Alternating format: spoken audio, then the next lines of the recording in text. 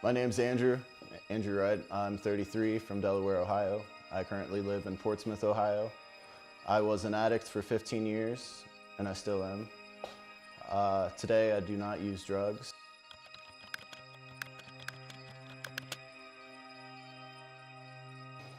Growing up, I moved around a lot. Every time I'd start to make friends, I'd move, so it felt like I never had any real friends. I always felt like an outsider, always felt alone. I was kind of a nerd. I kept to myself, I isolated, so kind of grew up being alone and feeling alone. So I didn't get along well with others. I would always isolate, and the times I tried, I would get made fun of. So I just became a loner. I didn't start feeling comfortable with myself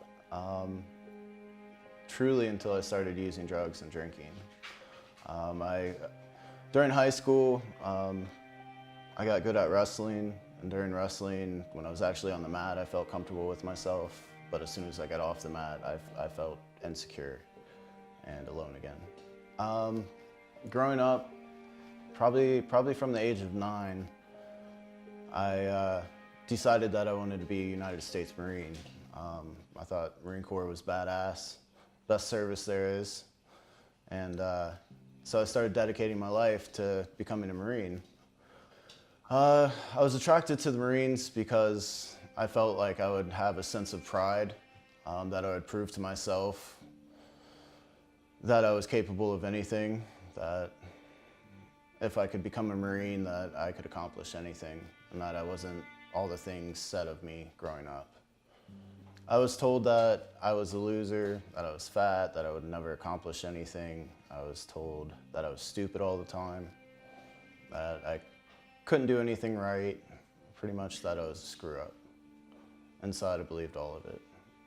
And that's part of what made using so attractive to me, because I didn't have to feel it anymore. Before I shipped out to boot camp, I started drinking. Within a week of drinking, I started smoking weed because I stopped caring. Like, why not use when my life was going to crap without using? You know, I might as well use drugs and alcohol to numb the pain and numb the feelings. It felt easier that way. I want to say there was like a 6 or 7 month period. In that time, it went from drinking on occasion to drinking nightly and partying nightly. And then I shipped out to boot camp in January. I completed boot camp. It was actually pretty easy because how good of shape I was in from wrestling. On boot leave, I came home for 2 weeks. I started hanging out with some old friends, drinking. I knew I couldn't smoke weed because I would get drug tested when I got back. But I was introduced to cocaine, and I liked it a lot. And I knew it took 3 days to get out of my system, so I kept using until about 4 days before I was supposed to ship out. And then 2 days before I was supposed to ship out, I ran into a friend and he had some on him, and I couldn't say no. Like, as soon as I saw it, I ended up doing it. But I started lying to myself soon after, saying that I was doing it to get kicked out of the Marines so I could be with my daughter. And maybe that was part of it, but the main reason I did it is because I was powerless over it. I wanted it that bad. 2 weeks into it, a whole bunch of people got pulled away because their drug tests came back and they were positive, but I did not get pulled away. So at this point, I started believing that magic had happened and that it didn't show up and that God had intervened in my life and that I was going to stay in the Marines. But another 2 weeks went by and I did get pulled away, and my first sergeant informed me that there was cocaine in my system and that I was getting kicked out of the Marine Corps.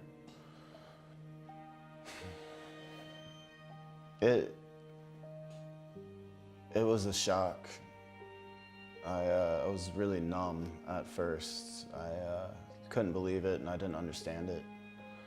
I couldn't figure out how I got myself in this place after planning the last 8 years of my life to be a Marine. Like it didn't make sense to me. I came home with full intentions of getting my life together, but pretty much by the first night, I was back to partying with my friends. But this was on a whole new level. I actually went pretty crazy with drinking and drugs. I could never have enough because I did not want to feel anything anymore. I was so ashamed of myself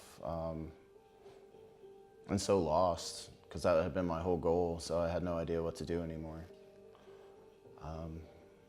I had no direction, and drugs were the only thing that gave me any sense of peace. I drank, smoked weed, and cocaine up until I was about 23.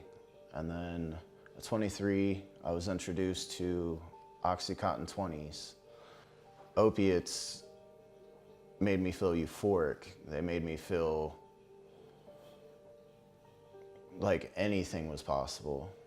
It gave me such complete confidence in myself and such complete calmness, where cocaine would make me wiry, like tweak out. And that progressed very quickly from doing a 20 here and there to doing them daily. And then one wasn't enough, so I did anywhere from 3 to 10 a day, depending on how much money I had and what I could hustle up. And that went on for about 1.5 years, 2 years. And then I was introduced to heroin. Heroin came into the picture because I got ripped off twice in one day and only had $50 left. And I knew $50 worth of pills wouldn't make me feel right. Like it wouldn't keep me from being sick. The first time I shot it up, I did IV, which I swore to myself I would never ever do.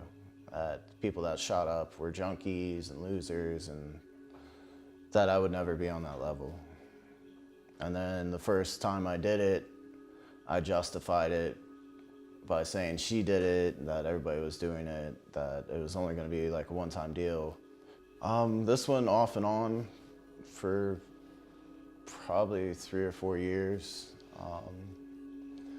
I would start to get my life together, find somewhere stable to live, and then within a few months, screw it up, wind back up on the streets. I lived in my car at one point for like 2.5 months, 3 months. When I was homeless, I spent a lot of time at the public library because it was warm. They had water, they had a restroom. I could go in the back and kind of fall asleep. They would leave us alone. Or I could read books or get on the internet. But as soon as the library closed, it was the loneliest feeling. I can't even describe it. Knowing that there was nowhere I could go, that no one would take me in, that I was gonna have to find somewhere safe or remotely warm to where I wouldn't freeze to death to sleep that night. Slept under the bridge for about 2 weeks at one point. There was actually one winter that I got drunk and was just so miserable that I went and slept under the bridge. And it was so cold out that every 15 to 20 minutes I would wake up and my hands would be like curled up and locked up because they were starting to freeze. And I'd literally have to shake myself and like thaw out, and I'd fall asleep shortly thereafter and wake up again. That was all night. I woke up at dawn that next day, and I was done. I was so tired of it. I knew I had almost died that night. Like, there was a very good chance that I could have died from hypothermia that night. It was just stupid. I never acted on it, but I definitely wanted to die for a very long time. I used to have these fantasies that I would see some kid like crossing the street that was about to get hit by a car, and that I would run and save this kid and get hit by the car so I could die a hero, and that maybe somebody could be proud of me.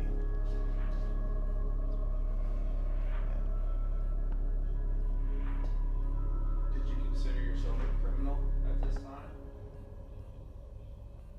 Yeah. Yeah, I was definitely a criminal.